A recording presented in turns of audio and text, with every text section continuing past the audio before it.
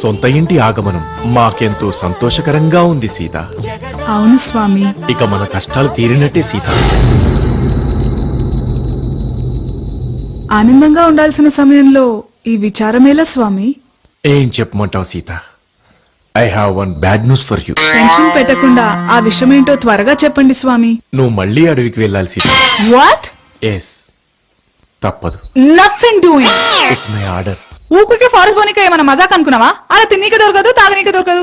మొన్ననే family problems అని చెప్పి 14 ఏళ్ళు ఎంట తీసుకుపోతుంది. ఇప్పుడు మళ్ళా బొమ్మంటావు, అది కూడా సింగిల్ గా. నేను పంపా. అసలు నా ప్రాబ్లమ్స్ కి ఎండే లేదా? It's my order. Order order అని చెప్పి బోర్డర్ దాటుతున్నా. అయినా ఆడవడం మెసేజ్ పంపితే పంపడమేనా? నేను మళ్ళీ ఆడిపోతే జింకో కనిపిస్తుంది, లొల్లి లొల్లి అయితే చెప్తున్నా. లక్ష్మణ అన్నా, మీ వదినని తీసుకెళ్లి అడవిలో వదిలేసిరా. మరి కారు నీ తీసుకెళ్ళు నాయనా. నా సర్వీసింగ్ ఇచ్చినా అన్నా.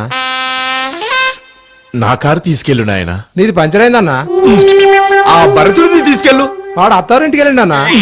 ఎలాగోలా చేసి తీసుకెళ్ళరా నాయనా. పాటలు పాడతాం, డాన్సులు చేస్తాం, చరిత్రలు చెప్తాం. సార్ మేము మస్తు పాడతాం సార్ పాటలు. వలదు నాయనలారా, వెళ్ళిరండి. సార్ మీ చరిత్ర గురించి మస్తు విన్నాం సార్, ఒక పాట విని రాదే? బాలక వద్దని చెప్పానుగా, మీరు వెళ్ళిరండి. అరే సార్ అట్లా అంటే నువ్వు తగులుకోరా. ఒరేయ్, సీత అడవి పాలై సానా సిరాగ్గున్నాను. ఇరిటేట్ చేయకండ్రా. సార్ లవకుశులారా,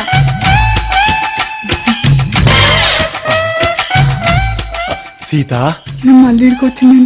సీత, ఈడ కూడా ఉండనియాడా? సీత, సీత. మమ్మీ!